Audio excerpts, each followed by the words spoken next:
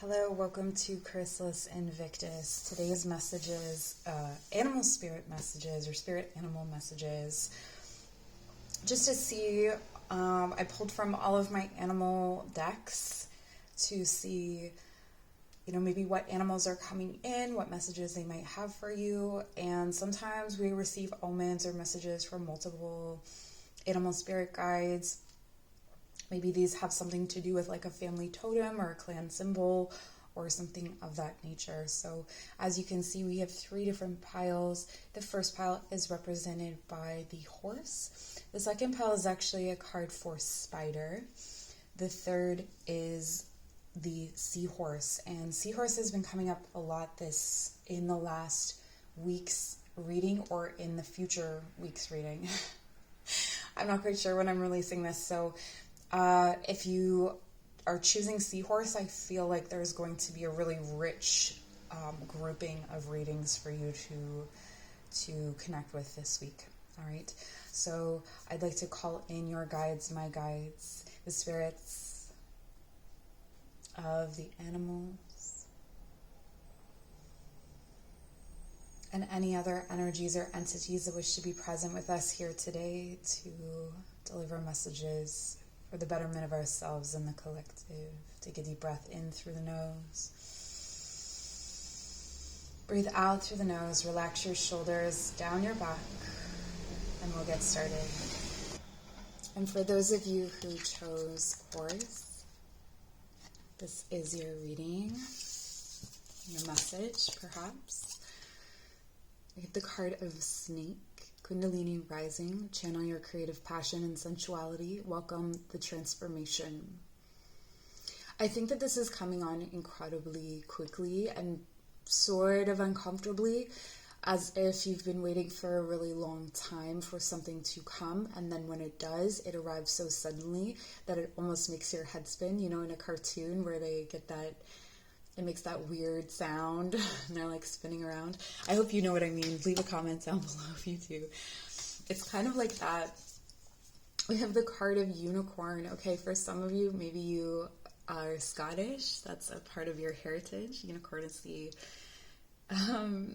animal of Scotland, which is fantastic. It says, indulge your creative, imaginative, and magical side through some form of artistic expression.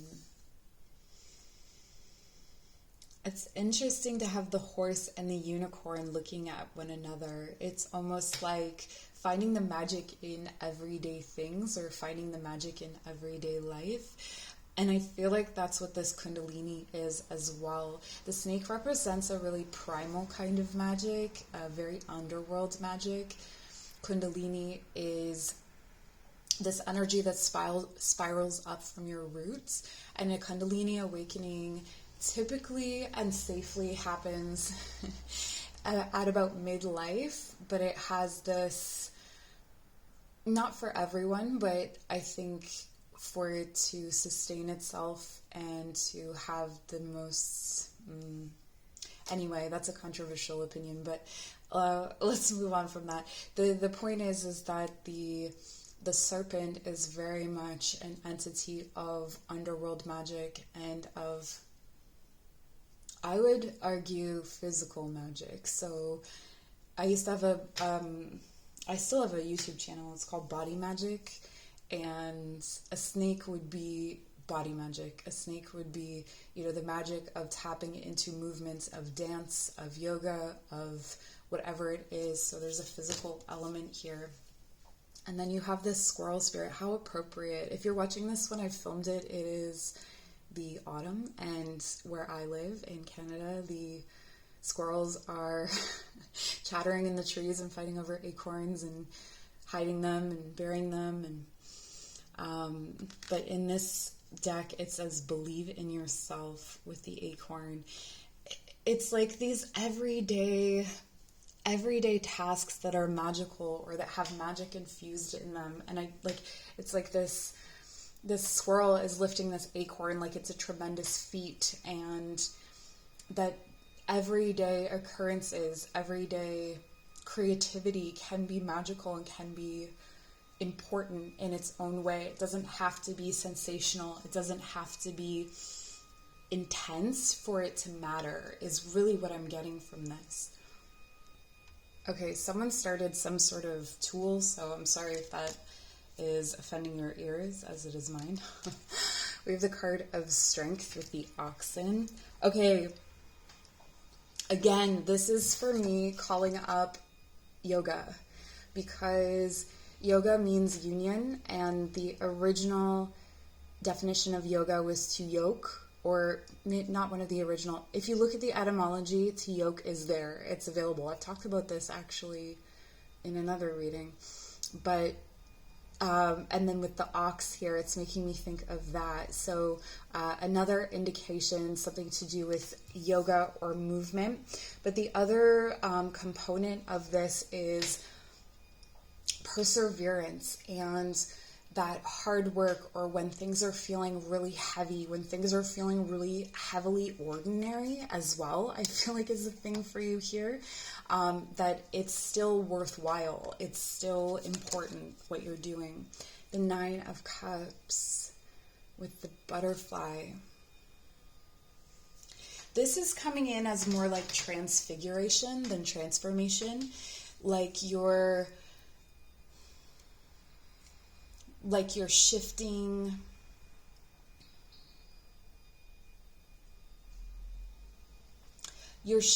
the way that things are constructed. And again, this is coming up physical for me, like very, very physical. The way that you are constructing your body, the way that you're constructing your everyday life, your movements. This could be even something as subtle as shifting the way that you walk, or the way that you run, or the way that you sit. Maybe at your desk when you're doing something creative, being mindful of drawing your shoulder blades together and just opening the chest and taking some deep breaths. There's an extraordinary amount of magic and emotional energy here that is related to the tangible. It's like if you keep going, there's something there for you. And then we have the Queen of Wands. So Leo energy is definitely indicated here.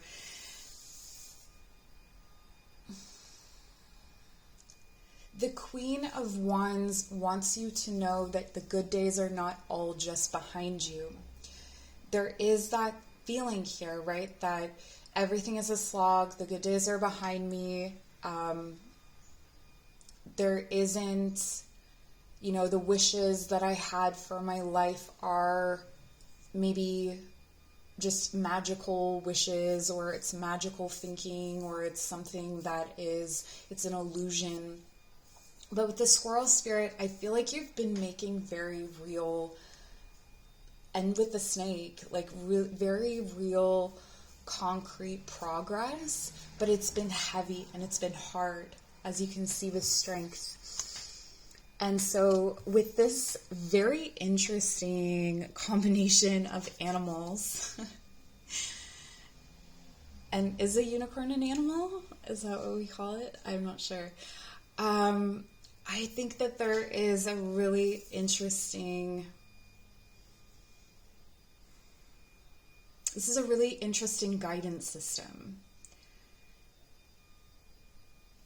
The third eye and visualization is really key and important to visualize your dreams, visualize the things that you want to, the things that are magical that you want to bring in. And I'm just going to read to you from the horse cards. This is horse, friendship, wisdom, and strength. Oh, we have that wisdom with the snake and the strength there with the oxen. The horse is a kind, intelligent beast that has frequently been associated with propitious events. In the Chinese zodiac, horse people are friendly, adventurous, and passionate. In Greek mythology, the winged horse Pegasus was a source of inspiration and poetry. Inspiration is definitely indicated here, but inspiration from the doing things, not just from that you're pulling in from your crown, or that you're just kind of like floating around and being inspired. This is like inspired by tangible acts.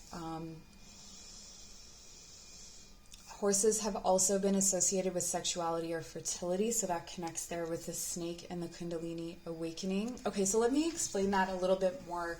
In terms of sexuality, this is like a sexual awakening where you are able to, I want to say that for you, it's something to do with being able to sustain creativity for longer, or if you have a tendency to have flash in the pan kind of ideas, it's like finding the endurance in those ideas, or finding your endurance in your creativity to make it last longer and for it to not be as fleeting. So I'm thinking like, the distraction of the squirrel, but this is more like being able to sustain a thought. So if you write, for instance, and you're struggling to stay with that writing, it's finding that ability to keep it up. It won't stop, just like this bad, terrible noise behind me. Okay, in the Hindu Ramayana, the king Dasartha asked the gods to grant him a son, and to please them, sets a magnificent horse free for 1 year. Upon the horse's return, Dasartha, if that's wrong, I'm sorry, receives word that he will have 4 sons, all of whom become the incarnation of the god Vishnu, the preserver of life on earth. The horse in the painting titled Age of the Avatar recalls the magnificent horse of Ramayana. The Hindu word avatara, descent to earth, refers to Vishnu's ability to assume an earthly form. So the divine taking earthly form is key here. The divine taking earthly form, that your acts, your everyday acts of devotion or work or whatever it is that you are doing, these earthly tasks are very much an expression of the divine. And so to not feel not magical or not tapped in, or that there is something, maybe it's just not thrilling, but in these acts, in these simple acts, is the divine, is the spirit. So that's what I have for you. Thank you. Bye. So it's just my daughter and I having a dialogue about the person making noise in the background. So we have the spider spirit here, and discarded and discordant energy is something that's coming up. We also have the polar bear, nurture, allow, and the motorcycle. Allow any anxieties and worries to be gently released and offered up to be healed.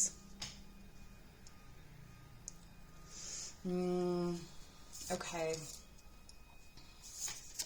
Let me keep going, and then I will speak on that after. Chameleon, act as if. Honeybee, let compassion and forgiveness be your top priority in this situation. All right, so there's definitely a situation where you've been left out in the cold, or where you were meant to be connected to something, or you were meant to be a part of something, and this could be something that you nurtured. This could be a family that you nurtured, or a situation like maybe... Okay, so for someone, I'm getting that there was a situation where maybe you were involved with someone else's children, like you were in a relationship. They had children from a different relationship, and when you split from this person, you're no longer involved with their children, but you very much had a very an important role in raising them. So there's something there about that. Not for everyone, obviously. For others of you, it's something like that. So it's something where you were very much a part of growing this, manifesting this. There was an aspect of you that was infused into the foundation of whatever it was that was built or nurtured, and now you have chosen to walk away, or you're for some reason walking away. You're out in the cold, and you know that it's the right place to be, but you're still kind of longing for community. At the same time, it's really difficult, I feel like, to rectify the idea that you are not part of that community. Maybe this is still fresh. There's something here about that web, or maybe you are observing things online and seeing, that community thrive, or you are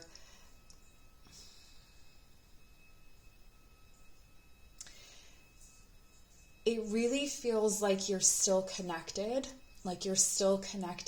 by cords. There's still energetic resonance. So if you think about like a spider's web, and the spider can feel when a fly lands on that web, they have that sensation. It's like nerves. And so it's like you're still connected in that way. You're still very sensitive to that. There is perhaps a message for some of you that you're still acting as if you are part of that situation, and that's why those cords are still there. For some of you, it's that you're just not aware of how to cut these cords, or whether you should cut these cords. And there's that kind of difficulty here in knowing, when to cut your losses, or when to start another community almost feels hectic, or impossible, because there could be some issue here to do with forgiveness. Like you may not forgive yourself just yet for this situation. And we have the Five of Cups, so there's definitely grief and loss here. I just need to light some candles so that you can see the cards a little bit better. Okay, so we have the Five of Cups. There's grief here. There's grief. And so your guiding energies are the polar bear. So this is a mammal that can live in freezing cold temperatures. Maybe this is something you're used to. Maybe you're used to in your life being shut out or being frozen out, or you've normalized being maybe treated not very well, is what I want to say. And I think that walking away from this situation is an indication that you're coming into a place of respecting yourself. There is something that you need to do emotionally to grow. With the Five of Cups here, it's almost like you're leaving behind something that was, or you are isolated from, or you were kicked out of something that was actually not as productive or as good as you thought it was, is what I'm getting here. And so there's definitely a blessing in this. The King of Wands. This is a very defensive King of Wands. This is I don't remember the name of it.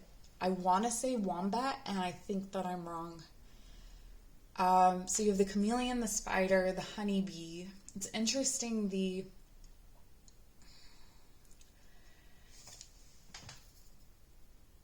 chameleon, a beaver, and whatever this guy is. Defensive as heck.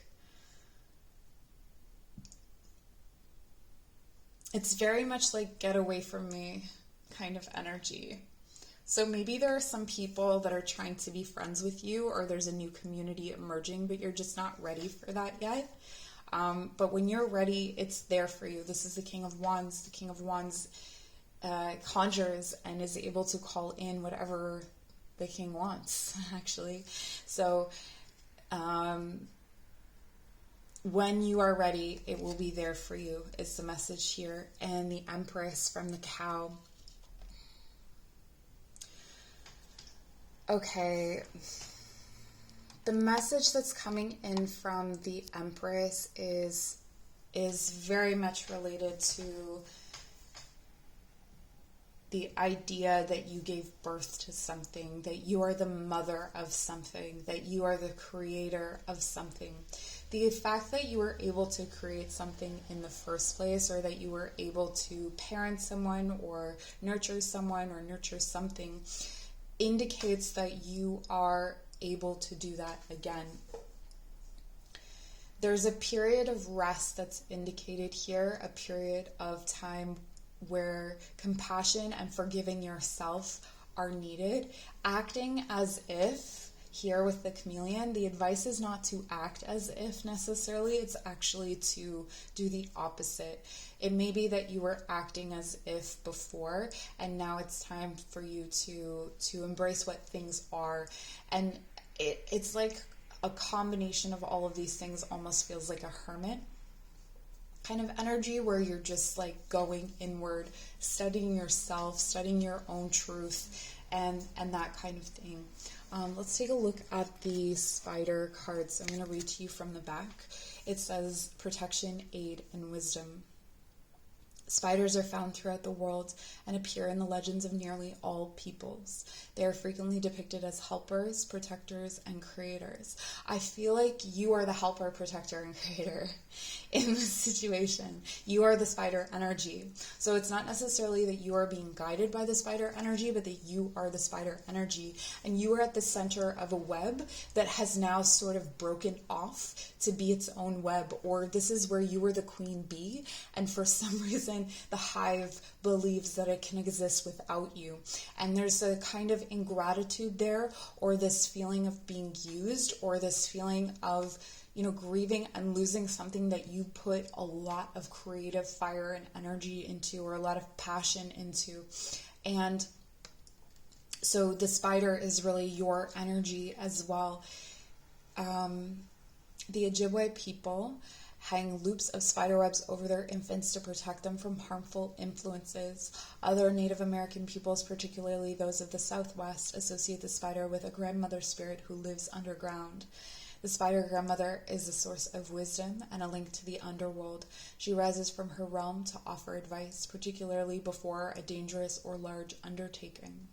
The spider woman in this painting, draped in a thick robe with flowing hair with a ghostly face, recalls the legends of the ancient grandmother. So what I'm really getting from this, and the question that I want to ask you, is, are you prepared to be on the outside? Are you prepared to be the person that people come to, maybe with their problems, or maybe with their darkest stuff, and maybe not have the same level of popularity as other people, or to have a kind of to embrace a life where you cannot fake what you are. Like, you are the OA, you are the original, right? And that you cannot be broken into different parts, and you cannot be derivative of someone else. That, yes, it's a cold road in some ways. It can be fairly lonely. It can be fairly isolating to be the queen bee and have only you. You are the only one. You're singular. There's a lot of grief involved in embracing this part, but it's time to shed that chameleon skin. It's time to move away from being what you think other people want, or what you have desired to be, and to be yourself, because you have what you need to survive that coldness, to create your own reality. The Empress and the King of Wands, to create your own reality. Out of this space of grief and out of this isolation comes really, truly beautiful things. So that's the message that I have for you. I'm so grateful to have you here. Information in the description box below. Take care. Hello, I've lit some candles to try and brighten up the space. This camera does not pick up low light very well, but we're gonna get it through it anyway. So you chose the seahorse, and the seahorse is preparing for a change. The seahorse is talking about a change, a shift. The card of Panther protection. Consider who you allow to take your energy and who you give it away to freely. This is so interesting. It's so closely associated with another reading that I did I think it may come out after this one. But there's definitely another reading out there for you. So I'll try not to intersect it too much, but this is really talking about, with the Panther, making a change or making a shift without telling people, or without, this is where you pull your energy back from someone, but you don't tell them you're doing it. This is where you set a boundary, but you don't tell someone that you're doing it. This is where you forgive someone, but you don't tell them. You see the pattern. This is where you are, maybe if you were in a helping profession, you switch out of a helping profession, and it's like you send your top qualities into the shadows and make them the hidden qualities, and then the things that were hidden emerge and come to the surface. We have the flamingo spirit. Interesting. Flamingo spirit says embrace the in-between. Embrace the in-between. That's where you are right now. The flamingo is...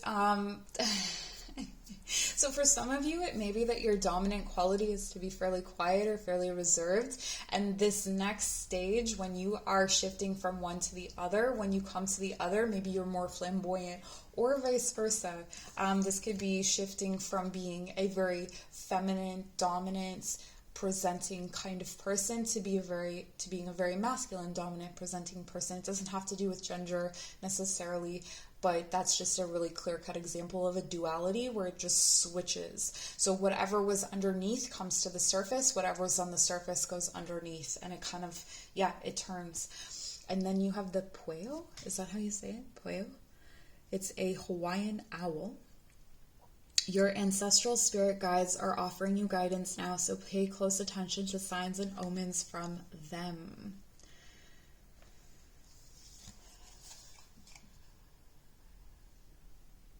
It's almost like this shift in your life, or this transition in your life, is bringing night to day, day to night, and because of it, it simulates this. When you with the owl, where it has that 360 perspective, like the owl can turn its head all the way around.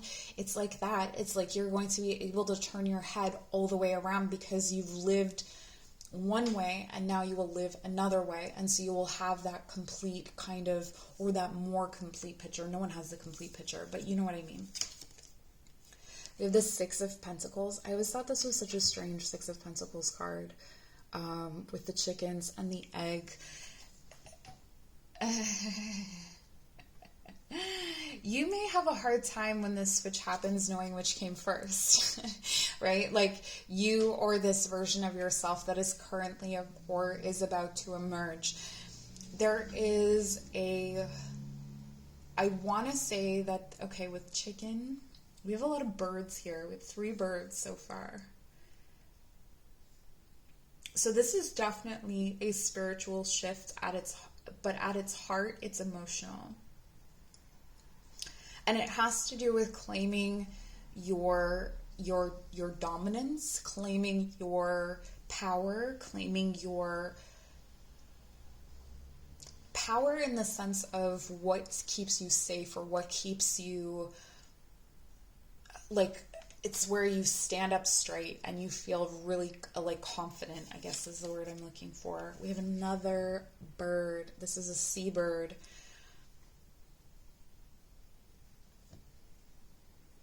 Some of you are making a spiritual transition. I feel like you could be transitioning away from a certain way of practicing your spirituality, or certain rituals or affiliations. It seems like you're emerging into something that is more connected to your heart space, or something that feels right to you.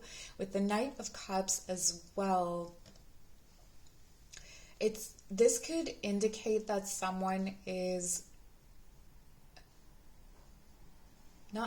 you are going to be offering your love much more freely in its own unique way. So maybe you've only ever offered love like conditionally, or you've only ever offered love to, I don't know, it's like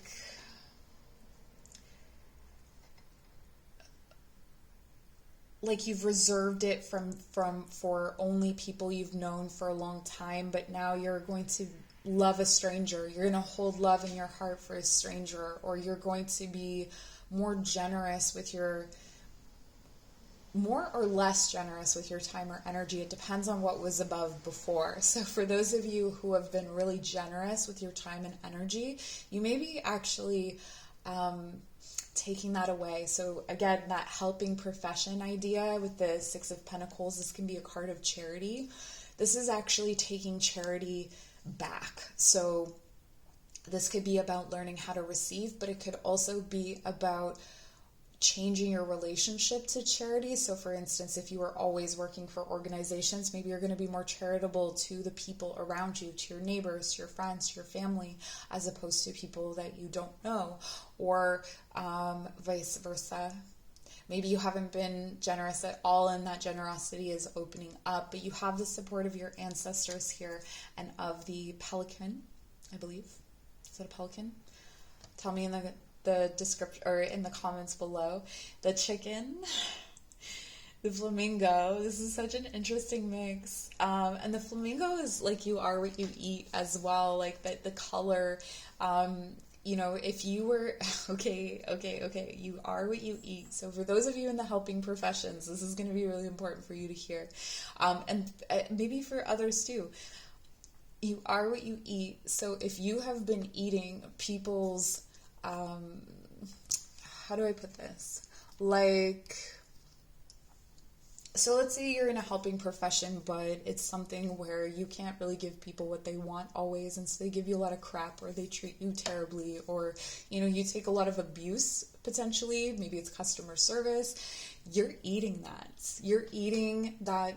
The things that people are saying to you, maybe quite literally you're eating that. And there's something here about it's starting to reflect on you. And so this change is needed because it's going to actually change your appearance, your physical appearance. And then we have the Ace of Cups, another bird. This is a kingfisher for self-love. For self-love.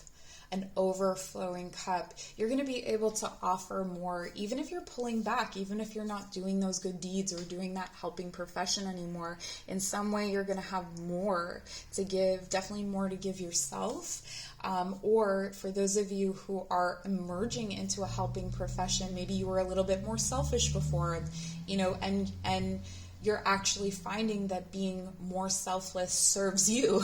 Like, it actually fills your cup and you feel a lot better about yourself through that. So you definitely have a lot of guidance here from spirit, a lot of guidance from your guides, from the birds are, you know, messengers of spirits, 100%, and from like the teaching realm. So you may receive some really interesting lessons coming through the mouths of people that are unexpected, of people that maybe you underestimated, and it may not be that the messages are specifically coming from them, but they're coming through them. So be aware of that. And I'm just going to read to you from the back of the seahorse. So symbolism, strength, guidance, transformation, and feminine energy. So definitely feminine energy with that nurturing that's coming up. The seahorse is a symbol of power. It has frequently appeared in the coats of arms of European nobles and is associated with valor and bravery. It was the steed. I feel like this bravery is something that you are taking into yourself, like something that you need with the protection and everything into yourself to maybe justify or to have the strength to make the choices that you're about to make. It was in the seed of the Greek god Neptune, or Poseidon, the ruler of the sea. Neptune was frequently depicted amid huge curling waves in a chariot pulled by great seahorses. The seahorse's ability to negotiate the rolling seas, a symbol of physical and spiritual transformation, signifies its role as a guide in times of change. Definitely that change is happening, but also I feel like for some of you, this is, like Neptune is, I believe it rules Pisces. I don't know what else it rules, maybe Cancer, I'm not sure, but I know that Neptune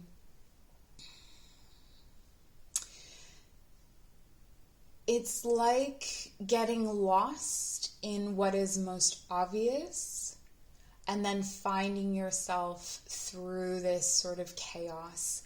And I feel like the chaos organizes itself in this switch. That's what I want to say. I don't know what that means to you, but okay. So because of its curving form and association with water, the seahorse is also imbued with feminine energy. This feminine aspect is emphasized in the painting, which shows a woman's shapely form within the creature's body. I don't know if you can see that because the light is so dim.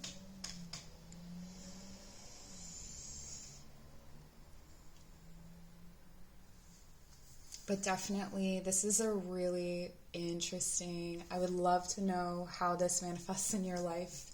I'm super grateful to have you here. This emotional new beginning and this love that's coming in for you is remarkable. I love it. All right. Thank you so much for being here. If you want to work with me, information in the description box below. Otherwise, have a wonderful time. Bye.